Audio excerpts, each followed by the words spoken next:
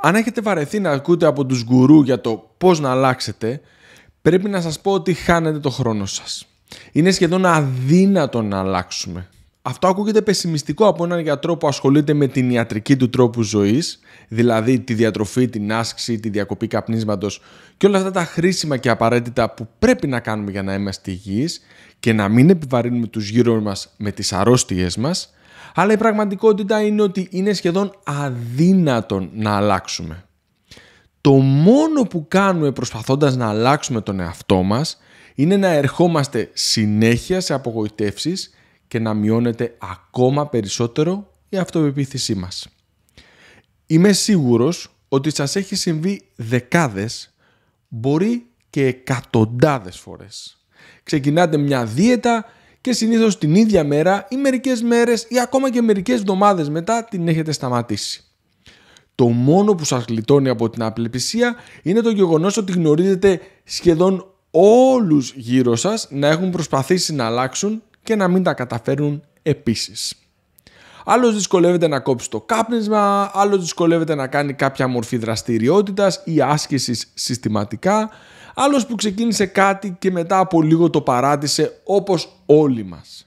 Εδώ και 25 χρόνια προσπαθώ να βοηθήσω ανθρώπους να αλλάξουν τον τρόπο ζωής τους και έχω καταλήξει σε ένα πράγμα.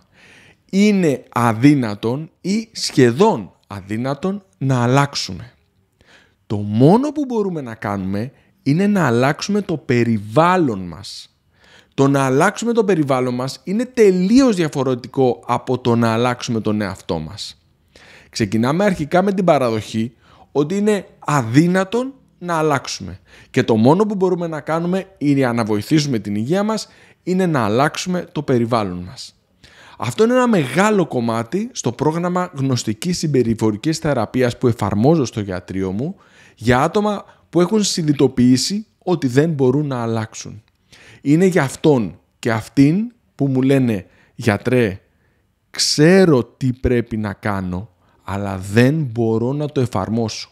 Σε αυτές τις περιπτώσεις δεν προσπαθούμε να αλλάξουμε τον άνθρωπο, αλλά προσπαθούμε να αλλάξουμε το περιβάλλον του. Για να γίνει κατανοητό, θα σας δώσω ένα παράδειγμα.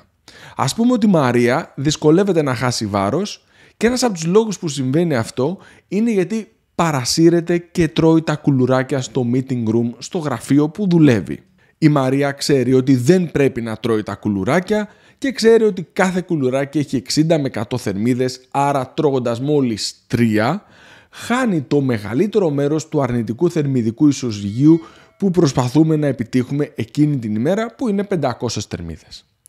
Το να δώσω τη συμβουλή στη Μαρία να μην τα τρώει αδικεί ως πρακτική το πτυχίο που έχω στην ιατρική διατροφολογία αλλά και στην ψυχολογία. Η Μαρία δεν ήρθε σε εμένα για να της πω αυτό που θα της έλεγε και η μητέρα της. Ήρθε σε εμένα για να τη βοηθήσω να εφαρμόσει τα πιο πρόσφατα συμπεράσματα της συμπεριφορικής επιστήμης.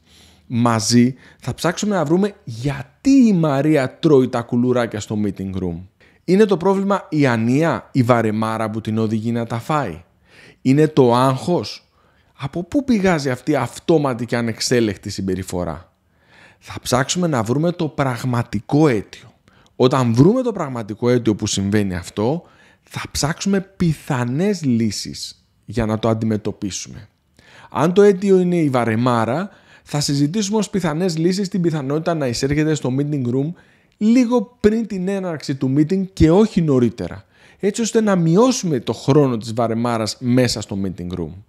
Μπορεί να συζητήσουμε ως λύση το να μεταφέρει τα κουλουράκια σε ένα σημείο όσο πιο μακριά γίνεται από αυτήν. Με αυτόν τον τρόπο θα εξερευνήσουμε πολλές πιθανές λύσεις και θα βρούμε ποια είναι η πιο πιθανή να φέρει τα αποτελέσματα που η Μαρία μπορεί να εφαρμόσει. Στο επόμενο ραντεβού θα δούμε αν αυτό έφερε τα αποτελέσματα που θέλαμε ή αν πρέπει να δοκιμάσουμε κάποια άλλη λύση. Με λίγα λόγια, δεν προσπαθούμε να αλλάξουμε τη Μαρία. Η Μαρία είναι αυτή που είναι και όταν βαριέται, αν έχει μπροστά της κουλουράκια τα τρώει.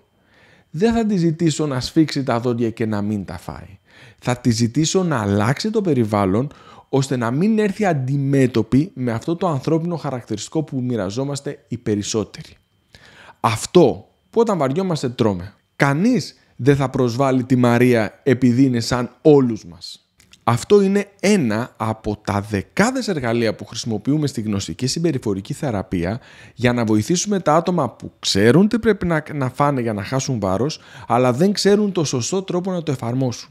Αν γνωρίζετε κι εσείς τη διατροφή που σας βοηθάει να χάσετε βάρος, αλλά αδυνατείτε να την εφαρμόσετε, τότε πάρτε τηλέφωνο στο γιατρό για να σας πω περισσότερα για τη γνωστική συμπεριφορική θεραπεία και πώς αυτή μπορεί να σας βοηθήσει να εφαρμόσετε τη σωστή διατροφή που γνωρίζετε ότι είναι ιδανική για σας. Θα σας εξηγήσω πώς δουλεύουμε, ποια είναι τα ωφέλη και ποια είναι τα αληθινά αποτελέσματα. Θα χαρώ πολύ να τα πούμε από κοντά στο γιατρείο μου ή διαδικτυακά για τα άτομα που θα επιλέξουν να κάνουν τις συνεδρίες τους μέσα από το διαδίκτυο.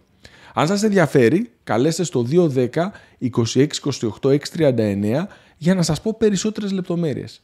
Σας ευχαριστώ πολύ.